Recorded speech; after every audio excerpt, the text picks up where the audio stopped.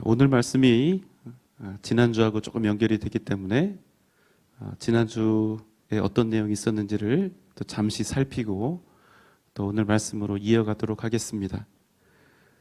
주님께서는 세관에 앉아 있었던 민족의 반역자 세리인 마태를 부르시고 그와 함께 음식을 나누셨습니다. 그 곁에는 그 누구도 결코 상종하고 싶어 하지 않았던 다른 세리들과 많은 죄인들로 가득하였습니다. 이것을 본 바리새인들이 주님의 제자들에게 이렇게 이야기를 하지요. 너희 선생이 만약 거룩함에 대해서 눈꼽만큼이라도 생각을 한다면 저 더러운 자들과 결코 함께 음식을 나눌 수 없었으리라. 이 말을 들은 주님께서 말씀하셨습니다.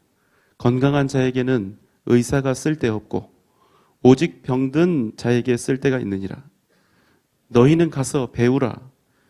여호와 하나님께서 원하시는 것은 그저 제사 열심히 드리는 것이 아니라 긍휼함이라는 사실을. 그리고 이렇게 외치셨습니다. 나는 의인을 부르러 온 것이 아니요 누구를 부르러 왔노라? 죄인을 부르러 왔노라. 여러분은 어떠십니까? 주님께서 나는 의인을 부르러 온 것이 아니요 죄인을 부르러 왔노라.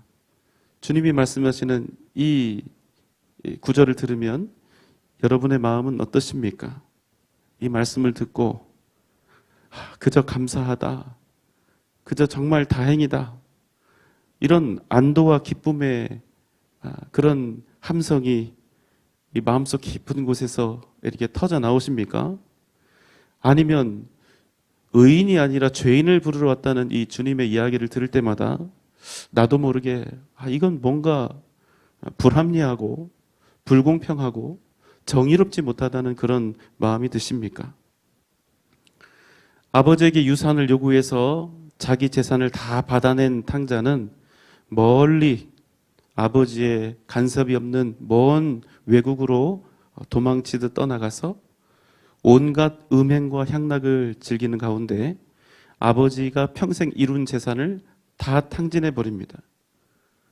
그리고 돼지나 먹는 오물을 훔쳐 먹는 처지에 이르게 되지요. 그리고 그 후에 그는 결국 어쩔 수 없어서 아버지에게 돌아갑니다. 철저히 회개하고 아버지의 뜻을 생각해서 아버지에게 돌아갔던 것이 아니라 굶어 죽지 않기 위해서 살 수 있는 방법이 오직 아버지밖에 없어서 이 아들은 다시 아버지에게 돌아갑니다. 그런데 그런 아들을 이 아버지는 계속해서 기다리고 있습니다. 아들이 걸어서 올 저 먼 그 길을 하염없이 바라보고 있습니다. 그리고 아비는 저 멀리서 오고 있는 거짓골로 돌아오고 있는 아들의 모습을 보고 버선발로 달려가서 그 아들을 끌어안고 통곡하면서 우는 것입니다. 잘 왔다 내 아들아. 내 아들이 이렇게 돌아왔구나. 잘 왔다. 기뻐서 어쩔 줄 모르는 것입니다. 그리고 그 아들을 위해서 살진 송아지를 잡고 잔치를 벌입니다. 그러자 이 모습을 큰 아들이 보게 되지요.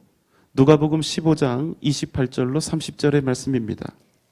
그가 노하여 들어가고자 하지 아니하거늘 아버지가 나와서 권한대 아버지께 대답하여 이르되 내가 여러의 아버지를 섬겨 명을 어김이 없거늘 내게는 염소 새끼라도 주어 나와 내 벗으로 즐기게 하신 일이 없더니 아버지의 살림을 장녀들과 함께 삼켜버린 이 아들이 돌아오매 이를 위하여 살찐 송아지를 잡으셨나이다. 여러분, 지금 우리가 큰아들의 이 이야기를 들어봤는데요. 솔직히 여러분, 인간적으로 이 큰아들의 말이 맞습니까? 틀립니까? 맞지요. 전혀 하나도 틀린 말이 없습니다. 그런데 여러분, 아버지한테 이 큰아들이 이렇게 혼쭐이 나는 겁니다. 31절, 32절 말씀입니다. 아버지가 이르되 예 너는 항상 나와 함께 있으니 내 것이 다 내 것이로되 이 내 동생은 죽었다가 살아났으며 내가 잃었다가 얻었기로 우리가 즐거워하고 기뻐하는 것이 마땅하다 하니라. 여러분은 이 탕자의 이야기를 들으실 때 어떤 마음이 드십니까? 정말로 다행이다. 정말로 감사하다. 정말로 은혜다. 이런 안도의 기쁨이 생깁니까? 아니면 아무리 생각해봐도 이 일은 불공평하고 옳지 않다는 생각, 아끼고 절약하면서 아버지 곁에서 열심히 일한 이 형만 불쌍하다는 생각이 드십니까? 여러분은 어떠신지요? 만약 나를 탕자와 같은 죄인이라고 생각하는 사람은, 그래서 이 탕자의 이야기를 들을 때마다 오직 감사한 마음만 가득한 사람은 이 탕자의 이야기가 은혜로운 이야기로 다가올 것이고, 반대로 만약에 탕자의 이야기가 공평하지도 않고 정의롭지도 않다고 생각하는 사람은 자신을 탕자의 형과 같은 의로운 사람이라고 여기고 있는 것입니다. 이 두 관점은 엄청난 차이를 만들어내지요. 무슨 차이입니까? 나는 도저히 아버지 앞에 나아갈 수도 없고 아버지 곁에 설 수도 없어서 이제는 아버지 앞에 종론밖에 되지 않는다고 고백하고 있는 이 탕자는 아버지의 온전한 은혜를 누리게 되지만, 자신은 아버지 곁에서 할 일을 다한 의로운 자이기 때문에 마땅히 아버지가 가진 모든 것을 다 누려야 한다고 생각했던 이 탕자의 형은 아버지 곁에 수년 동안 계속 같이 있었지만 그럼에도 불구하고 지금까지도 온전히 아버지의 은혜를 경험하지 못한 사람이 되었다는 것입니다. 오직 죄인인 탕자만이 아버지의 진정한 은혜를 경험하게 되었다는 것입니다. 여러분 기억하십시오. 주님, 나는 죄인입니다. 나는 주님의 은혜를 받을 자격도 없고 주님 앞에 나아갈 그런 어떤 선함도 없습니다. 이렇게 자신을 주님 앞에 죄인으로 온전히 시인하는 사람만이 주님을 만날 수 있다는 사실입니다. 그래서 주님은 이렇게 말씀을 하시는 것입니다. 나는 의인을 부르러 온 것이 아니요 죄인을 부르러 왔노라.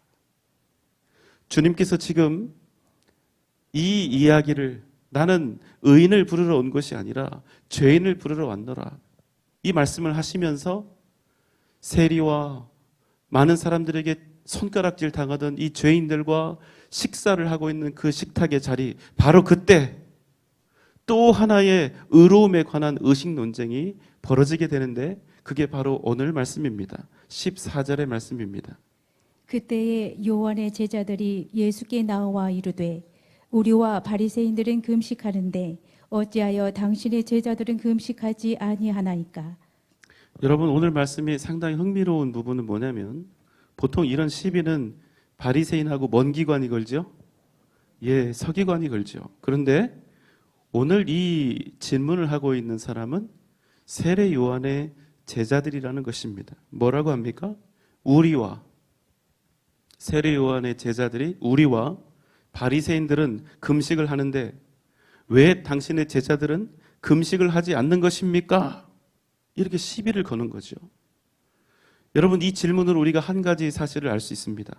바리새인과 서기관들뿐만 아니라 당시 유대교를 믿는 모든 유대교인들에게 있어서 금식은 유대 전통의 필수적인 규정이었고, 따라서 금식을 하지 않는 것은 그저 금식을 하지 않는 것이 아니라 율법을 어기는 죄에 해당하는 것이었다는 사실입니다.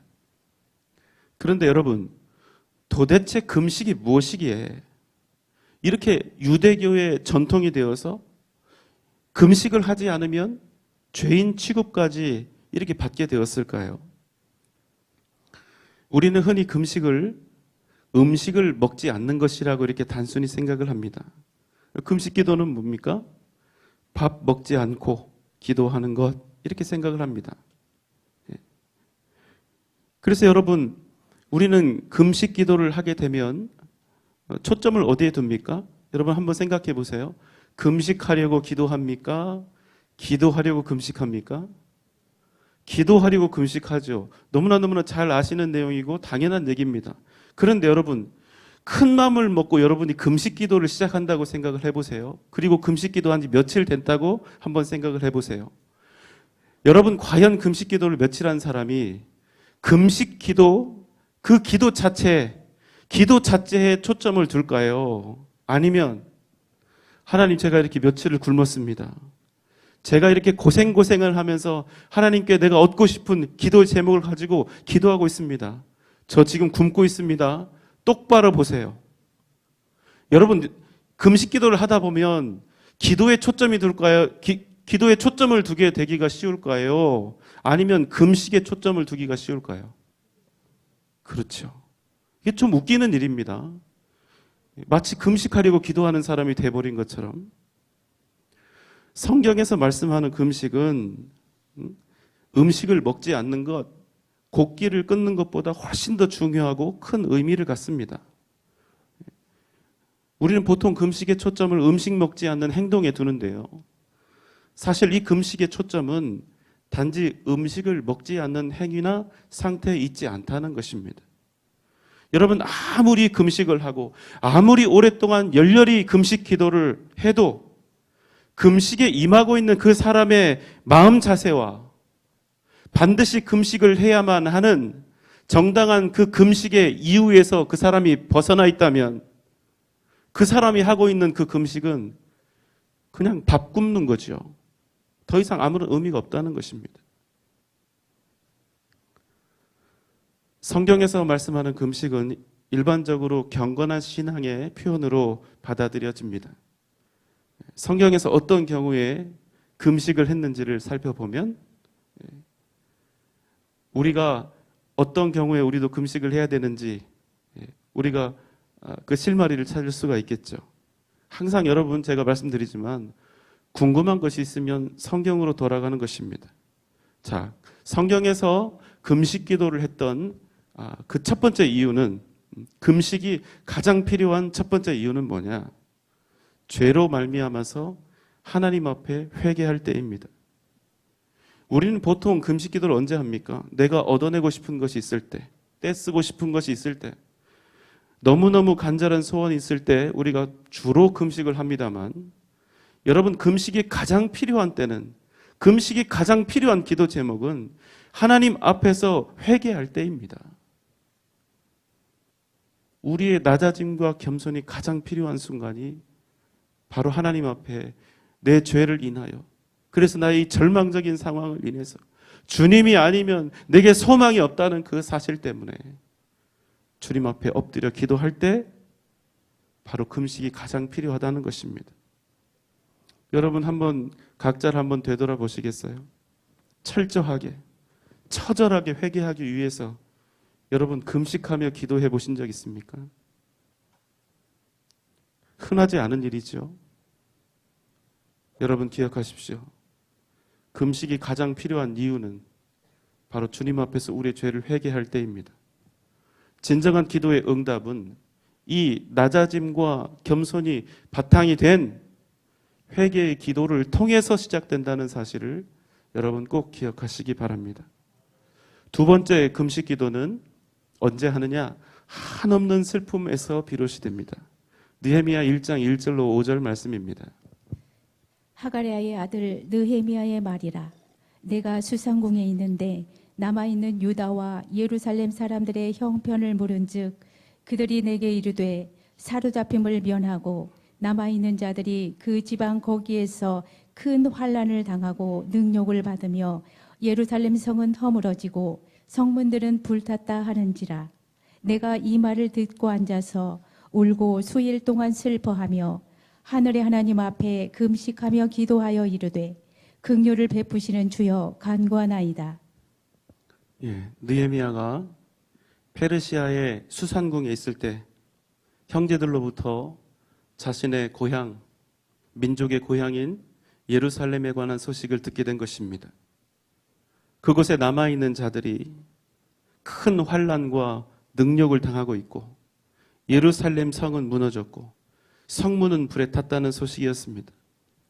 이 소식을 듣고 민족이 완전히 주저앉아서 멸망해버린 그 사실 때문에 느헤미야는 크게 슬퍼하며 하나님께 금식 기도를 드린 것이지요. 왜 금식 기도를 드리며 하나님 앞에 나아갔습니까?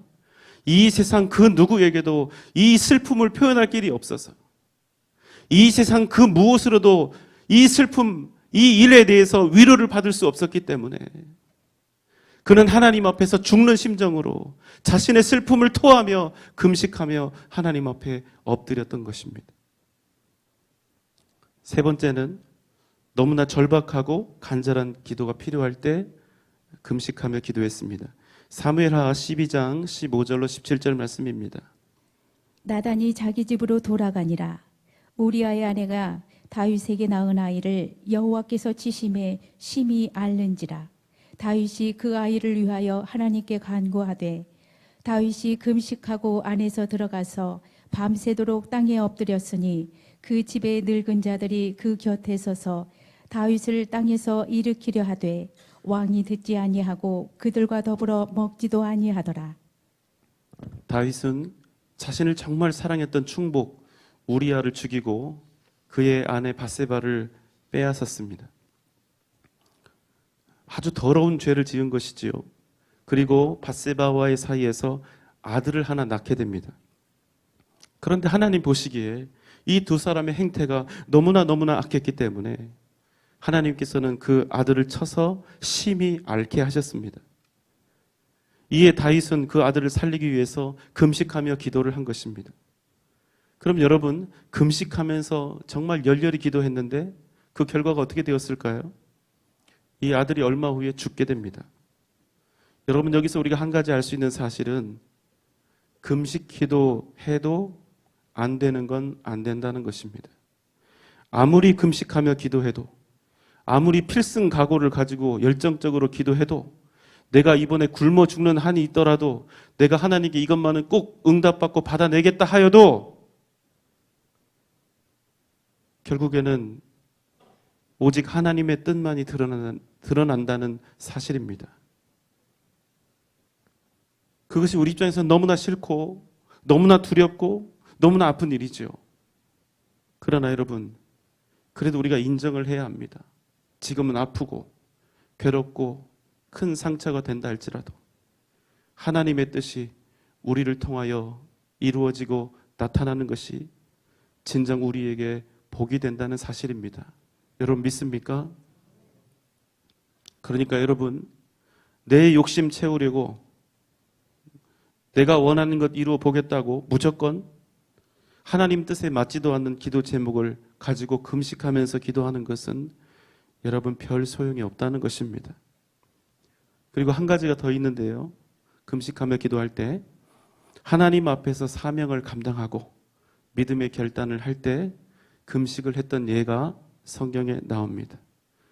그러니까 여러분, 금식은요 아무 때나 하는 게 아닙니다. 그저 내가 원하는 기도 제목이 있을 때 그것 이루어 보겠다고 하는 것이 아니라는 사실입니다. 여러분 한번 생각해 보십시오. 곡기를 끊고 사람이 음식을 먹지 않는다는 것은 여러분 무엇을 의미할까요? 그것은 무엇을 의미하죠? 죽음을 의미하는 것입니다. 나는 아침 금식, 점심 금식이다. 나는 저녁 금식을 한다. 이런 개념이 아니라는 것입니다. 물론 이렇게 주기적으로 간헐적으로 아침, 점심, 저녁 중에 한 끼를 골라서 나름대로 이렇게 금식하며 기도하는 것 좋은 의미도 있고 그 마음의 진중함과 진실함도 있습니다.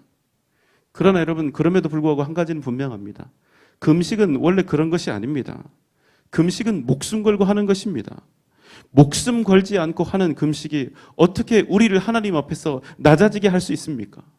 목숨 걸고 하지 않는 금식이 어떻게 우리로 오직 하나님만 바라고 하나님만 의지하게 만들 수 있습니까? 금식의 본질이 무엇일까요? 금식은 단지 나의 소망이나 의지, 내가 원하는 바를 하나님 앞에 내 목숨 걸고 주장하기 위한 것이 아니라 하나님 앞에서 철저히 자기를 부인하고 낮아지고 또 더 낮아져서 최고의 겸손을 하나님 앞에 이루어가는 것입니다. 그런데 많은 방법들 중에 왜 하필이면 금식일까요? 사람은 음식을 안 먹으면 죽을 수밖에 없는 존재니까. 그래서 이런 마음으로 주님 앞에 금식하며 기도하는 것입니다. 주님, 이제 제 목숨은 저에게 달린 것이 아니라 오직 주님께 달려 있습니다. 살든지 죽든지 살리시든지 죽이시든지 주님의 뜻대로 하옵소서.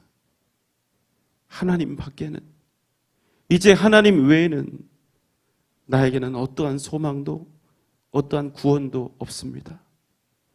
그러니 이런 나를, 내 생명을, 내 생사를 온전히 주관하시는 하나님, 나를 꼭 좀 붙잡아 주옵소서.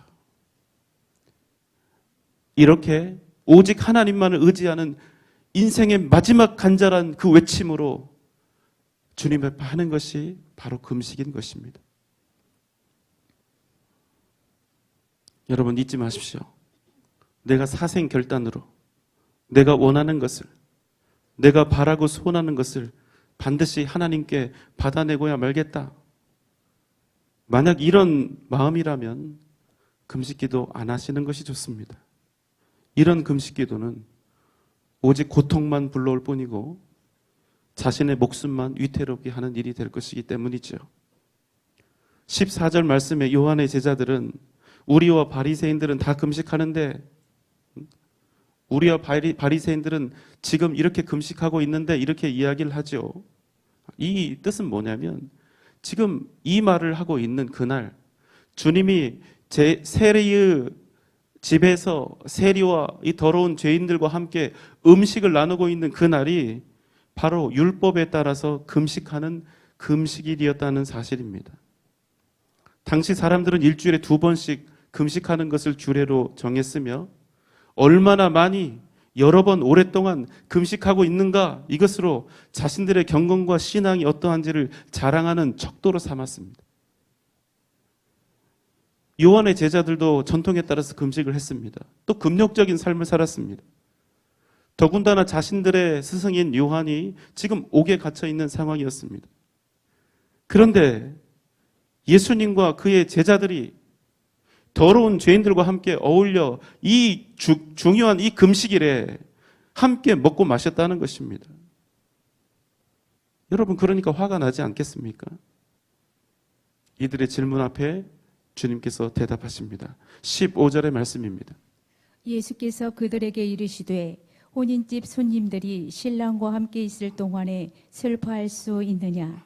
그러나 신랑을 빼앗길 날이 이르리니 그때는 금식할 것이니라. 여러분, 이제 대답하시는 겁니다. 한 가지 질문을 드려보겠습니다. 금식 자체가 좋은 것입니까? 안 좋은 것입니까? 벌써부터 애매해지시면 곤란한데요. 금식이 좋은 것입니까? 안 좋은 것입니까? 좋은 것이면 맨날 하시든지요. 다시요. 금식이 좋은 것입니까? 안 좋은 것입니까? 안 좋은 겁니다. 예. 그러면 여러분 더 애매한 질문을 드려볼게요. 금식 기도는 좋은 것입니까? 안 좋은 것입니까? 예. 제가 아까 말씀을 드렸었죠. 내가 지금 하고 있는 이 금식 기도에 신앙적인 정당함이 있는가? 이 금식이 하나님 앞에서 내 목숨을 걸 만큼 중대한 것인가?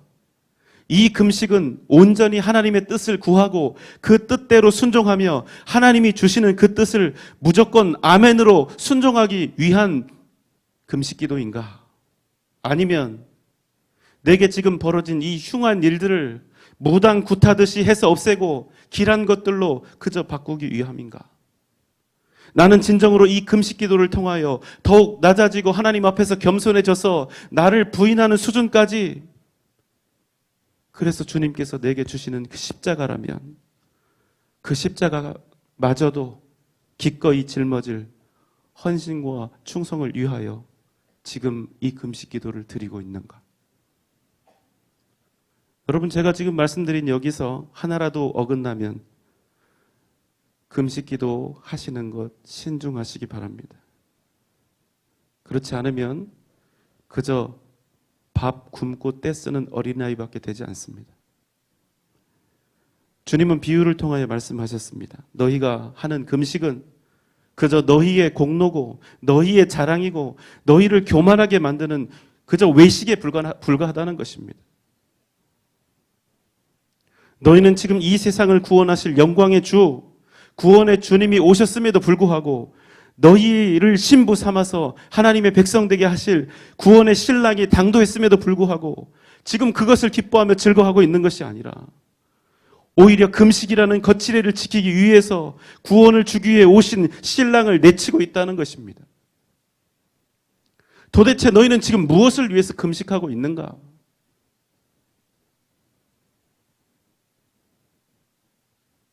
여러분 또 한번 생각해 보십시오. 우리 인간이 새끼 밥을 잘 먹는 것이 하나님의 뜻입니까? 아니면 사는 동안 금식일을 딱 정해놓고 주기적으로 계속 금식하는 것이 하나님의 뜻입니까? 앞입니까? 뒤입니까? 앞입니다. 여러분 자녀들이 인생에서 금식을 법으로 딱 정해놓고 그렇게 금식하며 사는 것 원하는 부모가 어디 있습니까? 심지어는 지금 이 유대인들은 그것을 자신의 자랑이나 교만, 자부심의 근거로 삼고 있는 것이지요. 하나님께서 결코 좋아하시지 않습니다. 하나님께서 창조 질서에 벗어나서 자기 새끼들이 일부러 금식하고 굶는 것을 좋아하실 리가 있습니까? 물론 금식해야 할 때가 있습니다. 그러나 그 금식이 법이 되고 공로가 되고 그것이 자기 기만이 되고 자기 의의 이유가 되면 자기 자랑이 되면 그것은 이미 하나님의 뜻이 아니라는 것입니다. 그런데 여러분 이 유대교의 전통은 하나님 앞에서 생명을 걸고 목숨을 걸고 겸손하게 낮아져서 주님 앞에 엎드리며 나아가는 이 위대한 금식의 의미를 완전히 퇴색시켜버렸다는 것입니다. 더군다나 지금 살아계신 하나님의 아들 예수 그리스도께서 이 땅에 오셨음에도 불구하고 자신들이 지금까지 해오던 그 금식의 규례를 지키기 위해서 주님을 영접치 않고 오히려 비난하고 있다는 것입니다. 율법의 규례를 지키기 위해서 예수 그리스도를 쳐내고 있는 것입니다.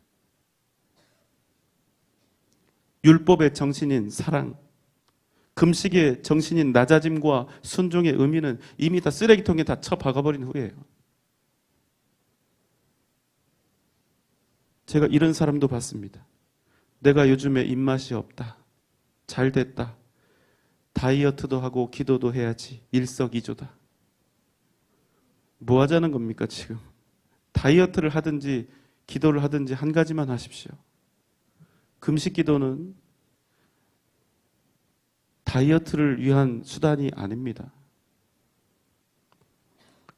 성경에 주님이 기뻐하시는 금식에 대해서 말씀하고 있습니다. 이사야 58장 6절 7절의 말씀입니다. 내가 기뻐하는 금식은 흉악의 결박을 풀어주며 멍에의 줄을 끌어주며 압제당하는 자를 자유하게 하며 모든 멍에를 꺾는 것이 아니겠느냐. 또 줄인 자에게 내 양식을 나누어 주며 유리하는 빈민을 집에 들이며 헐벗은 자를 보면 입히며 또 내 곤욕을 피하여 스스로 숨지 아니하는 것이 아니겠느냐. 하나님께서 우리에게 바라시는 금식은 그냥 음식 먹지 않고 곡기를 끊는 그야말로 금식을 위한 금식이 아니라 흉악의 결박을 풀어주며 멍에의 줄을 끌어주며 압제당하는 사람들을 자유케 하고 헐벗은 자를 입히고 섬기는 살아있는 긍휼함이 있는 이런 금식을 하라는 것입니다. 이것이 하나님께서 기뻐하시는 금식이요 진정한 율법의 정신이라는 것입니다. 그럼 이렇게 금식을 행한 사람들에게 어떤 복이 있습니까? 8절로 11절의 말씀입니다. 그리하면 내 빛이 새벽같이 비칠 것이며 내 치유가 급속할 것이며 내 공의가 내 앞에 행하고 여호와의 영광이 내 뒤에 호위하리니 내가 부를 때에는 나 여호와가 응답하겠고 내가 부르짖을 때에는 내가 여기 있다 하리라. 만일 내가 너희 중에서 멍에와 손가락질과 허망한 말을 제하여 버리고 줄인 자에게 내 심정이 동하면 괴로워하는 자의 심정을 만족하게 하면 내 빛이 흑암 중에 떠올라 내 어둠이 낮과 같이 될 것이며 여호와가 너를 항상 인도하여 메마른 곳에서도 내 영혼을 만족해 하며 내 뼈를 견고하게 하리니 너는 물된 동산 같겠고 물이 끊어지지 아니하는 샘 같을 것이라. 아멘. 하나님께서 기뻐하시는 율법의 정신인 사랑과 긍휼함이 가득한 그런 금식을 하는 사람에게 내 빛이 새벽같이 비치고 치유가 급속하고 공의가 나타나며 여호와의 영광이 너를 호위하고 내가 부를 때 나 여호와가 응답하겠고 메마른 곳에서도 내 영혼이 만족되며 내 뼈가 견고하게 되며 너의 어둠은 낮과 같이 될 것이고 너는 물된 동산과 같이 물이 끊어지지 않는 샘과 같이 되리라. 그래서 주님이 말씀하시는 겁니다. 혼인집 신랑과 함께 있을 동안에 슬퍼할 수 있느냐? 그러나 신랑을 빼앗길 날이 이르리니 그때는 금식할 것이다. 지금은 금식할 때가 아니라는 것입니다. 그리고 말씀이 이어집니다. 16절, 17절 말씀입니다. 생비의 조각을 낡은 옷에 붙이는 자가 없나니 이는 기운 것이 그 옷을 당기어 헤어짐이 더하게 되며 새 포도주를 낡은 부대에 넣지 아니하나니 그렇게 하면 부대가 터져 포도주도 쏟아지고 부대도 버리게 됨이라. 새 포도주는 새 부대에 넣어야 둘이 다 보존되느니라. 주님께서 말씀하시는 건 이것입니다. 이제는 새로운 날이 임하였다는 것입니다. 더 이상 율법으로 금식과 같은 자기 의와 공로로 하나님의 뜻을 이루고 하나님의 역사를 이루지 못한다는 것입니다. 더 이상 그저 율법을 지키고 제사를 지내는 것으로가 아니라 하나님의 아들 예수 그리스도를 바라보며 진정한 구원과 생명을 얻으라는 것입니다. 그럼에도 주님은 율법을 또 금식을 폐하러 오신 것이 아니죠. 마태복음 5장 17절 말씀입니다. 내가 율법이나 선지자를 폐하러 온 줄로 생각하지 말라. 폐하러 온 것이 아니요 완전하게 하려 함이라. 하나님께서 율법을 주신 것은 하나님과의 바른 관계를 위해서 하나님의 백성으로 온전히 살아갈 수 있도록 주신 것입니다. 그런데 그 소중한 율법과 금식을 하나의 종교 제도로 만들어버린 그 굴레에서 이제는 벗어나 진정한 복음의 자유와 생명을 누리는 사람들이 되라는 것입니다. 금식으로 자기의 경건함이나 신앙적인 열성을 과시하는 그 불신앙에서 벗어나서 예수 그리스도께서 이 땅에 오심으로 시작된 하나님의 나라를 얻으며 진정한 기쁨을 누리는 사람들이 되라는 것입니다. 주님께서 말씀하십니다. 새 포도주는 새 부대에 넣어야 둘 다 보존이 되느니라. 우리는 예수 그리스도의 십자가의 은혜로 새 사람이 되었습니다. 여러분 아멘입니까? 그러므로 이제는 새 사람답게 그리스도 안에서 새로운 삶을 살아가야 한다는 것입니다. 여러분 만약 우리의 의식과 우리의 생각과 우리의 이 입술만 새 것이 되고 우리의 삶이 새 것이 되지 못한다면 우리의 삶을 통하여 결코 십자가의 능력과 은혜, 그 위대하고도 영원한 생명력은 나타나지 못한다는 것입니다. 사랑하는 여러분, 여러분의 삶을 반드시 여러분의 삶을 반드시 새 부대에 담으시기 바랍니다. 오직 예수로 살고 예수로 죽고 예수로만 승리하는 삶을 살아가시기 바랍니다. 그러면 여러분을 통하여 여러분의 가정과 여러분의 자녀들과 여러분이 속한 공동체 위에 반드시 예수 그리스도 그 생명의 역사가 나타나게 될 줄 믿습니다. 전도하십시오. 복음을 전하십시오. 이것보다 더 새 부대의 삶을, 새 사람의 삶을, 또 복음으로 새 생명 얻은 사람의 삶을 사는 방법은 없습니다. 다시 한번 여러분의 삶이 새 사람의 삶, 새로운 하나님의 역사를 이루어가는 위대한 삶으로 거듭나는 복된 은혜가 이 시간 사랑하는 여러분 가운데 있기를 주님의 이름으로 축원합니다. 기도하겠습니다. 사랑과 은혜가 많으신 우리 주님, 새 술을 새 부대, 그리스도 안에서 우리가 새 사람이 되었으니 새로운 마음과 새로운 삶으로 생명의 역사, 치유의 역사, 회복의 역사를 이루어가게 하여 주옵소서. 주의 복음을 증거하게 하여 주시고 새 사람의 삶을, 생명을 증거하는 삶을 하나님 믿음으로 걸어가게 하여 주옵소서. 예수님의 이름으로 간절히 기도하옵나이다. 아멘.